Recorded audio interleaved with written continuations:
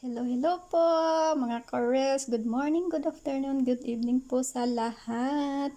For today's video po, ako po ay magluluto ng sinigang na bangos.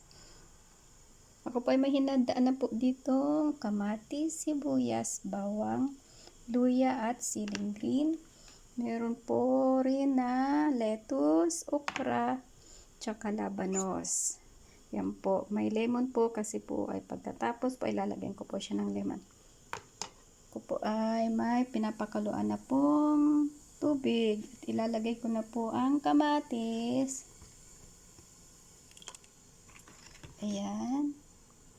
Lagyan na natin yan. Sabay-sabay na po natin. Kasabay ng sibuyas. Lahat na po yan ilagay natin. Bawang. At ang luya. Ayan, ang luya. Ayan, papakulaan po muna natin yan. Ayan guys. Takpan po muna natin. Ayan guys, parang kumukulo na siya. Buksan na po natin. Ayun. At ilagay na po natin yung isdang bangus. Yan, lagay na natin yan.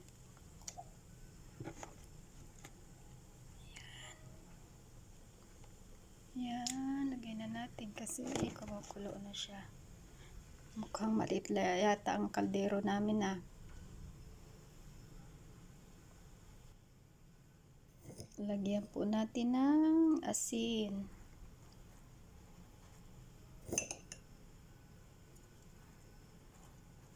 Para habang pinapakulo ulit ay magkakaroon na po siya ng lasa. Isabay na po rin natin yung magic sarap.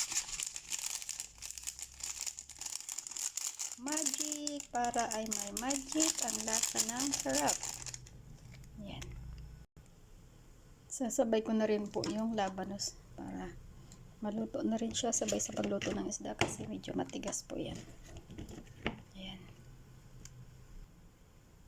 Sabay ko na rin po yung yung okra para sabay na sila maluto. Ay nako, parang punong-puno na yung aming kaldero. May ilalagay pa akong lettuce. Ayan. At yung pala. Ayan, sili. Ayan. Sinasama na natin yan guys. Ayan, ayan, ayan. At takpan po muna natin ulit. Ayan guys. At buksan natin ulit. Ayan po ay luto na ang mga okra. Lalagay ko naman po ang mga lettuce.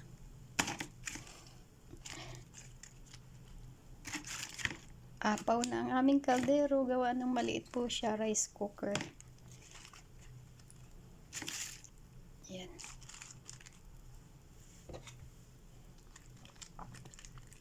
Takpan natin yan ulit guys.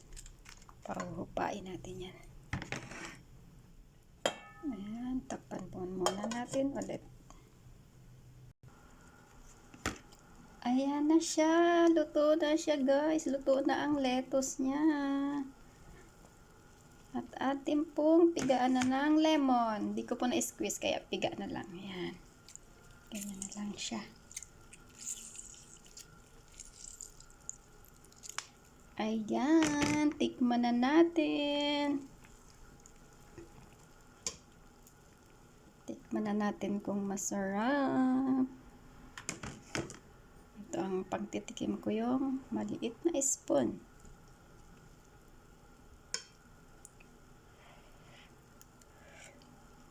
Ayan, yummy yummy na guys. Kainan na po. Tara na, let's eat. Thank you for watching. Bye bye.